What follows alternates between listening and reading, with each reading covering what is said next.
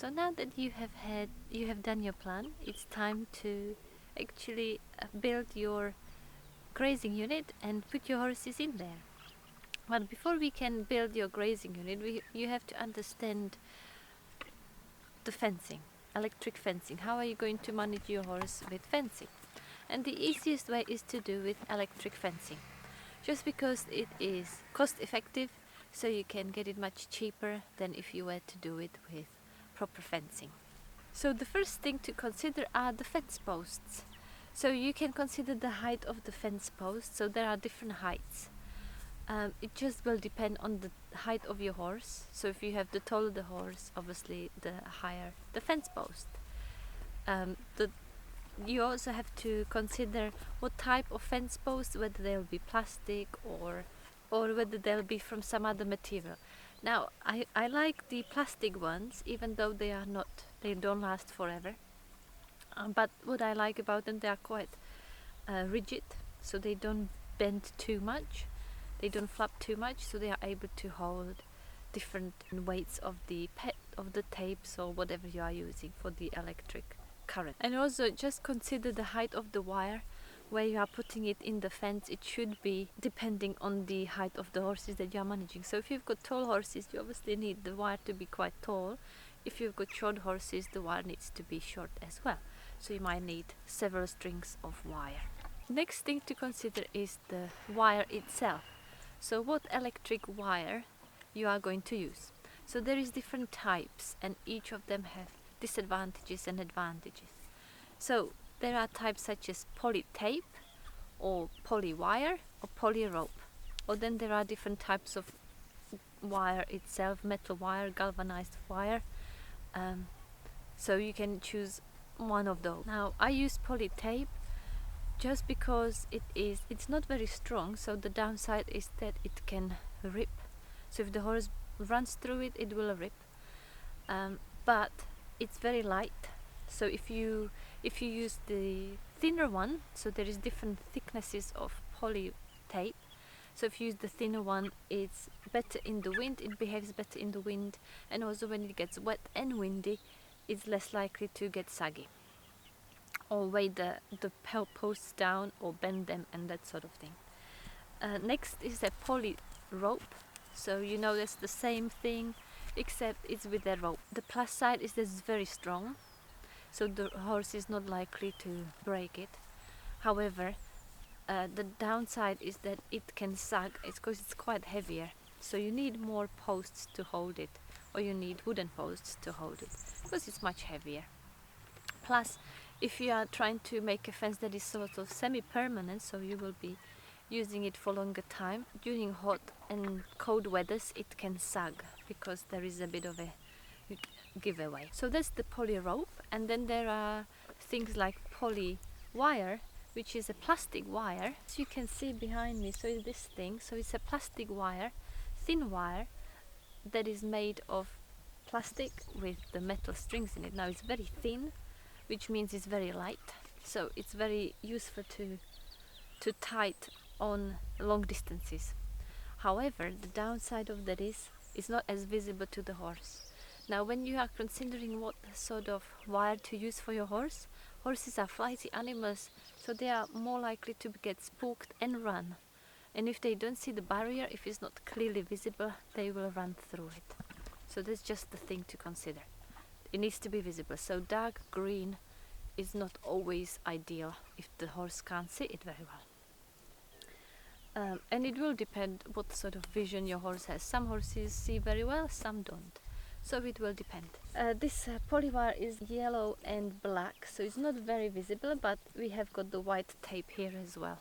Next thing to talk about is the knots in the wire. The more knots you have, the less power is going to be going through your tape that can then zap the horse. If you are running short fence, like this one is quite short, it's a one grazing unit for the 2 days. So I'm not doing like grazing units for the whole month or 2 months, so I'm not doing anything ahead, in which case I don't mind that I have got some knots, because the energizer is powerful enough to run through these knots as well. It's not too long fence, but the longer the fence you have, the more power you will need to power it. And if you add some knots to it, then you are losing power around your fence. So it is important to consider that. Now, if you need to knot or join together the fences, there is a special way to do it. So there are these metal connectors that you put on each end of the wire or the tape or the rope, that they will connect it in a proper way that will not lose power. So you may need to invest in those if you are thinking of doing a long fence. And the last thing is to talk about energize. There are many types. You can have one that is powered with the mains electric, one that is powered with the car battery, or one that is powered by solar battery. Each of them has their advantages, disadvantages, and just think of which ones is going to be best for your situation. We are using just a grazing unit for 2 days, and we are moving it around every 2 days, and also we have got the public footpath going across, so we can't really run a mains wire despite we have a mains electric here. So we are just using a basic car battery and change it every week, and then it just lasts and you know where you are with it. Now we could use solar. These days the solar charging units are very good, so it's something also to consider if it's good for you. If you are investing in an energizer and you've got plenty of sunshine, probably solar is a good one as well.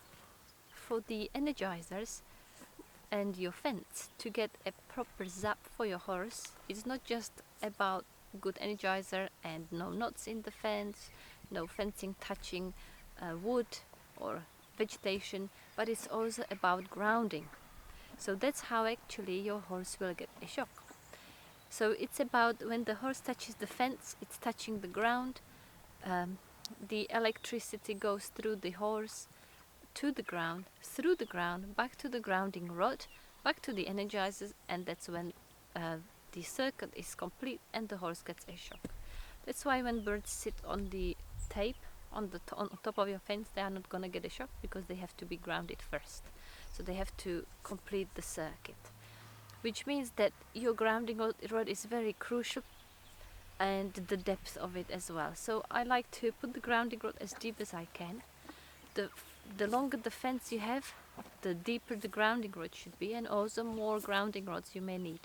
So you have to just have a look at some resources, and perhaps at the manufacturer recommendations to your energizer, and discover how many grounding rods you need if you are running so many meters of fencing. Sometimes you do need 2 grounding rods.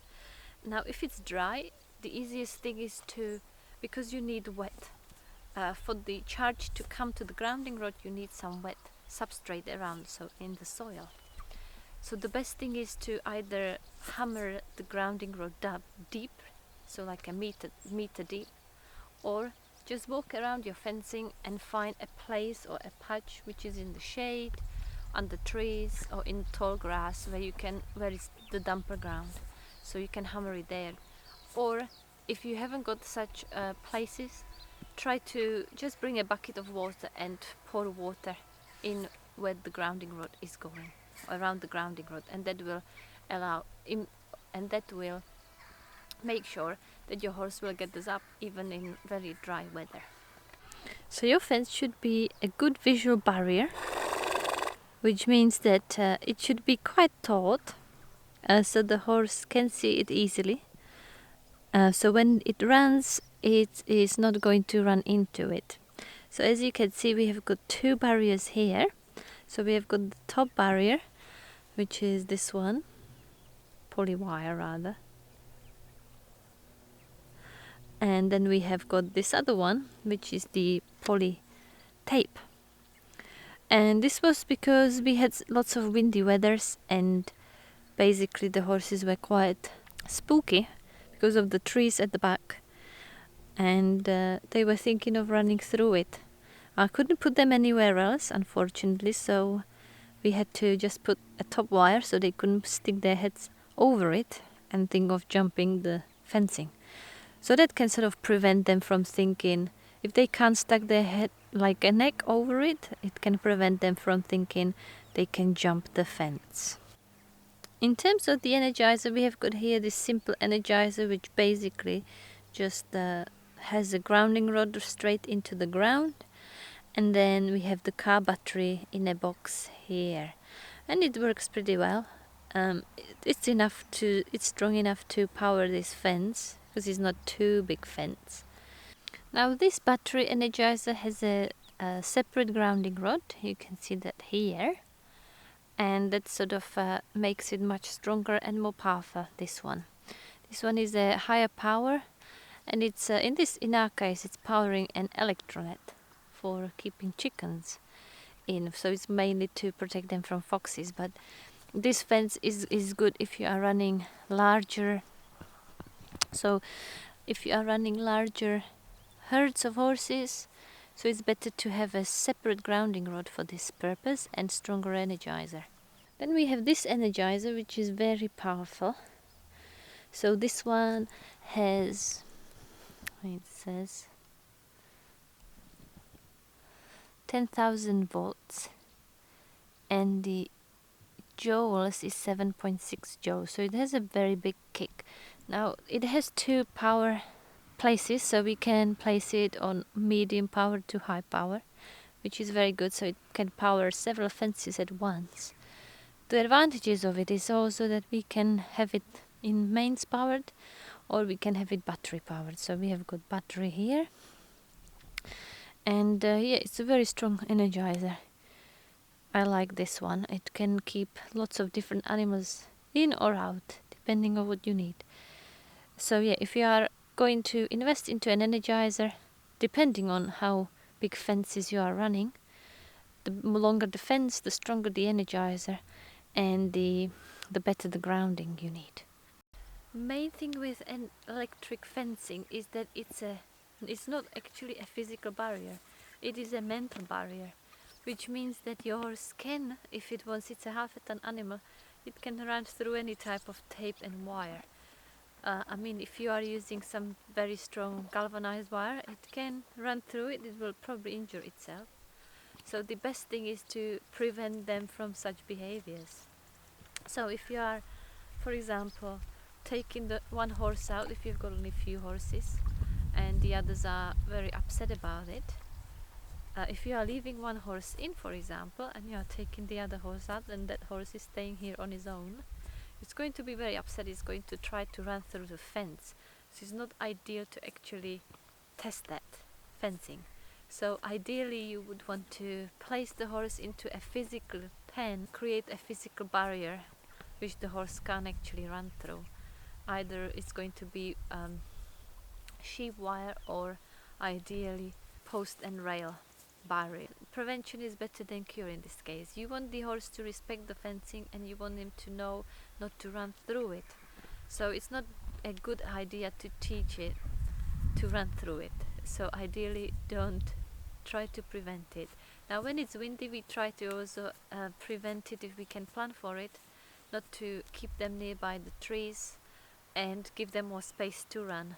So you create your new grazing unit and you extend into the area that you have already grazed, which is basically your running area, so they've got more space to run.